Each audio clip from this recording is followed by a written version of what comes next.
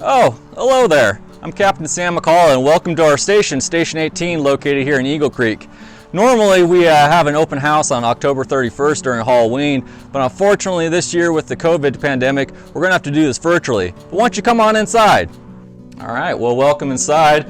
Figure I'd give you guys a little bit of a tour. What's super unique about this fire station is the fact that we staff this for 40 hours a week, and then the evenings and on the weekends, your local volunteers are staffing this station. So if you want to come with me, we'll kind of do a little walking tour.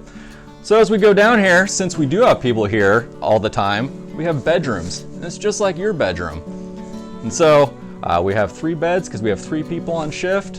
And if you notice, they're kept really clean because their moms always got after them as kids.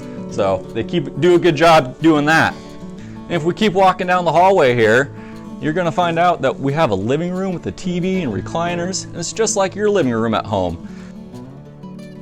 And then we also have a kitchen because again, we're here all the time. So there's Firefighter Smith. He's making coffee. Hello.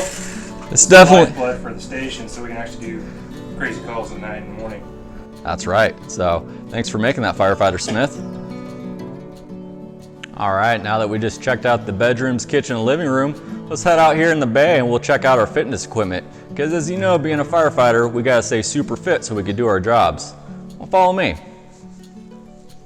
Oh, hi there, A.O. Savage. How are you doing this morning, sir? Doing good. I don't know if you heard it. Did almost 1,000. You did 1,000 curls? You're looking strong. All right, so the other cool thing about what's in our bay is that we have 3 different pieces of apparatus here to serve your community. So first off, we're going to talk about right there is a brush rig. So that little pickup is actually used for brush fires and wildfires, and it helps serve this area because we're out in a rural community, and it also goes wherever else needed. It could go over to Central Oregon or California to help with the wildfires down there. So then, if we continue on to the middle bay here, this is our structural fire engine. This is the one we predominantly staff, and it has 3 people on it. So I sit in the right seat there. I'm the company officer, so I'm kind of like the parent of the shift. And then we have the driver who gets the funnest job, make all the sounds, turn on all the lights. And then we have the firefighter in the back that does all the hard work, but good for him. So then finally, we have what's called a water tender, because in a rural setting, we don't have many fire hydrants like in the city. And so that actually brings water to us. And think, 1 gallon of milk, there's 2,500 gallons of milk basically in that thing. And if we don't have that, we have straws on both this water tender and our fire engine that we could suck water straight out of a river or out of a pond if we have to.